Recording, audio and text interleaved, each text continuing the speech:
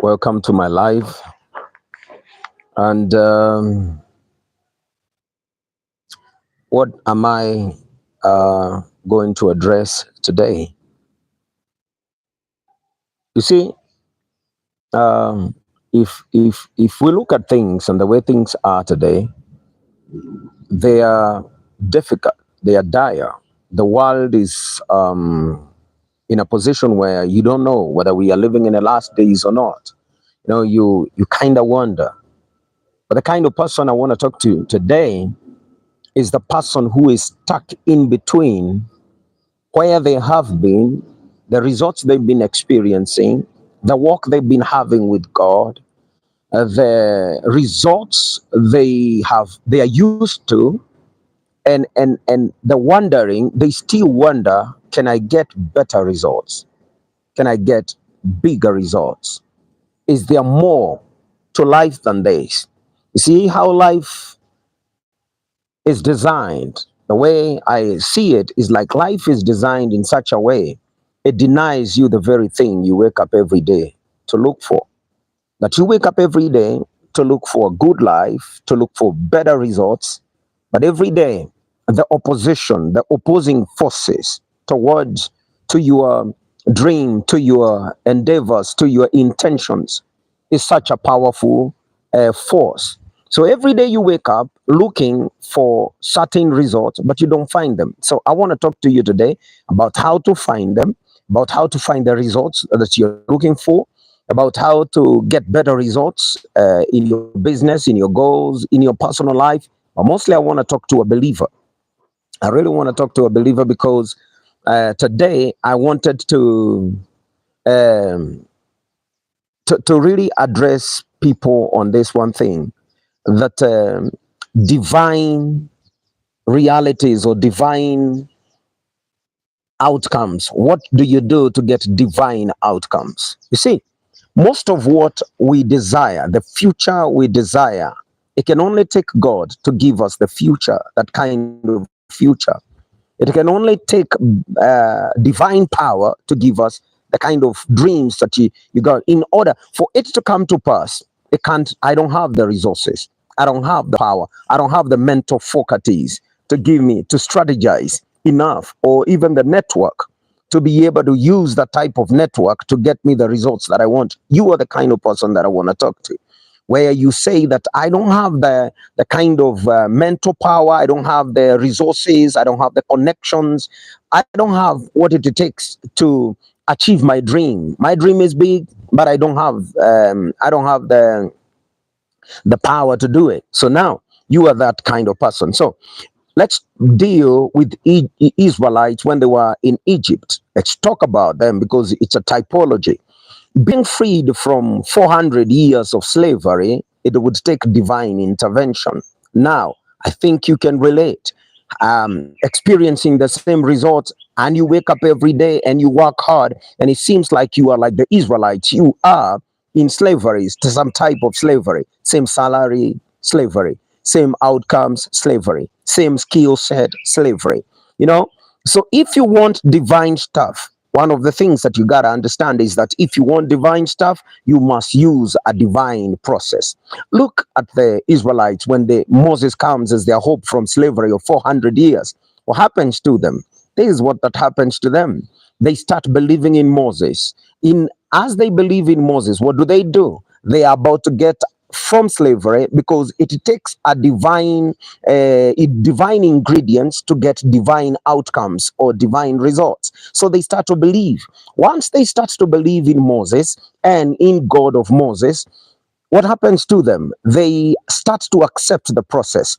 Finally, after all the miracles and the plagues and all of that, they are told to put in the 10th plague, they're told to apply blood on their doorsteps, which they do because they believe. It takes faith to get divine results. And all of them do. They paint blood and they follow Moses, and the angel comes, and the angel with to believe that there is an angel who is going to come by the night and kill every firstborn of man and beast, that sounds insane. But they believe. Why? Because if you want divine results, what you need to do is divine results can only be gotten from divine processes and divine ingredients like faith. Without faith, it is impossible to please God. So they understand this and they follow Moses and they apply blood and there is a Passover. And now they get out of Egypt. And once they get out of Egypt, they're headed for Canaan. They're headed for a promised land. When they're going to the promised land, they're still using the divine stuff, which is faith, and they're following Moses. But as they follow Moses, there's the seas part and they get there to the wilderness. But now this is where things get to start to change and get weird. Why? Okay, they lose that. They lose those stuffs. They lose faith. They start to murmur. It's a dangerous crowd. They start to murmur. They start to, talk bad, ill, backbite Moses, not listen and heed to what God's instructions are. And if you want to go far, you got to understand that there are things that are more, obedience is more important than anything else. So they don't understand that. So they followed Moses as they believed. They put blood. They were promised Canaan, but they did not inherit. Oh, this is the worst thing that can happen to a person. That the very things that you desire, the final outcome, which is vision is a clear picture of the future. So you want a certain kind of future for your children, for yourself, for your company, for your whoever it is, that whatever your final outcomes are, a vision, which is a clear picture of the future. You want that, but you never get there. I want to get where I want to get. My vision have to come to pass. My outcomes, my results, my desired results, I got to get them. But in order to get, remember, I'm only talking to those whose final outcomes, who final results and their vision, the only, how do I put it? That it can only take divine intervention for me to get it. It's beyond my capabilities. What I dream about is beyond my capabilities. It's beyond my knowledge. I don't have the skill set for it. I don't have the connections for it. I don't have the network for it. I don't have the resources, the money for it. So if it has to come to pass, it will take God. And in order for it to take God, then it must take faith. Why? Because divine happenings can only take divine ingredients like faith. Minus faith, you're not going to get anything. So, unbelief will not work on delivering divine promises. Unbelief is not going to do it.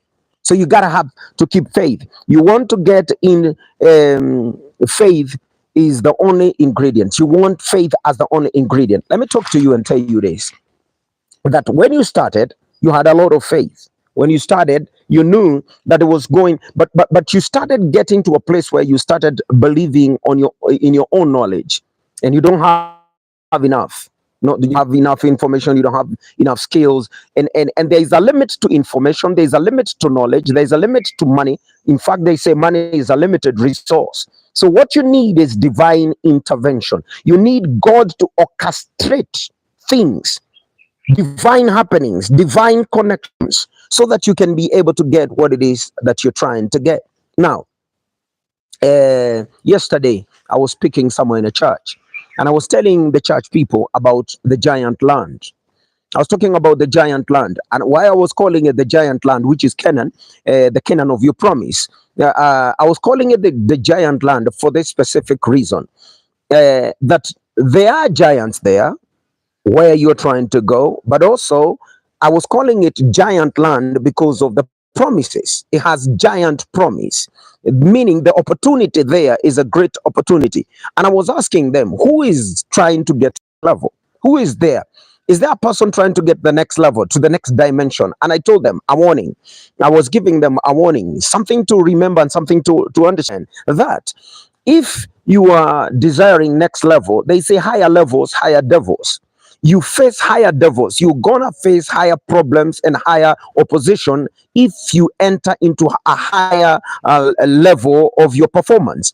Companies know that when you go regional or you go national, you go international, whatever it is, you start now to face tougher competitions. Same thing happens in football and all of that. As you start to now get into areas where the lesser teams, the less competitive teams and competent teams have been eliminated. Now it's a tougher competition. Same thing happens. But now I was telling them that if you want to go to your Canaan of your promise, you got to go through the giants. See, and this, for a person that I'm speaking to in my life today, I want to tell you this: giants should never scare you.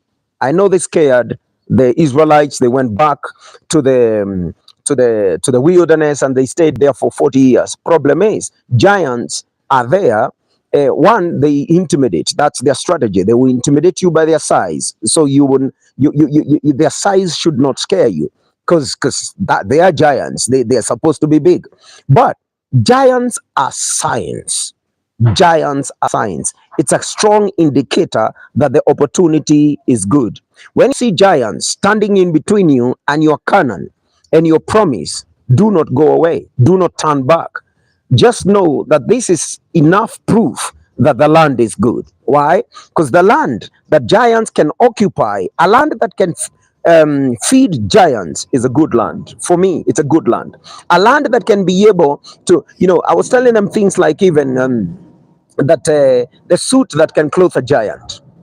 If one suit for the giant is enough material for the entire family, my entire family, my goodness. So I want to go where the giants are. But you see, if you're not ready, the test for occupying the land is that if you're ready to face the giants, the challenges in your life, in this case, because the Israelites, for them that time, it was what? It was the giants. But for you, it is the problems. For you, it is the challenges. For you, it is the fear, to confront the giant of fear, the giant of indecision, the giant of not taking the first step, because most people, plan and plan and plan, and they get to where they are paralyzed by their analysis. They analyze stuff so much until they're paralyzed. So now that giant, the giant of ignorance, the giant of not connecting with other people, there are so many kind of giants. But are you ready to face the giants? Because facing the giant is the willingness and the attitude to face the giants is the strong indicator that you are ready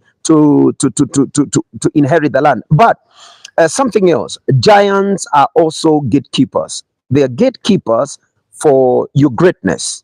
You see, they are access points to greatness, to abundance. They are the access points to abundance. Once you go through the giants, you start now to experience abundance. But in the wilderness, you don't experience abundance. And the reason why you're not experiencing abundance, that you need miracles, because minus miracles you cannot be fed. Minus manna you will die. So why? Because you cannot feed yourself in the wilderness. But if you enter Canaan, the Canaan of your calling, the Canaan of your promise, then you can feed yourself. And you can feed yourself only if you're willing to enter Canaan. So ask yourself, am I willing to confront the giants? Am I willing to understand that giants are just they are proof, they are signs, they are my doorway towards my greatness. And if I enter, if I'm willing to slay the giants in my life, then what will happen to me is that I will access abundance. This is Harry G. May God bless you. I appreciate you that keep listening to my lives. I thank you. Thank you for the support. Thank you for the likings. Thank you for the subscriptions. God bless you. God empower you with the right attitude and the right mindset to be able to conquer and enter into your future, the future of abundance, the future of his calling. God bless you. This is Harry G. I'm out.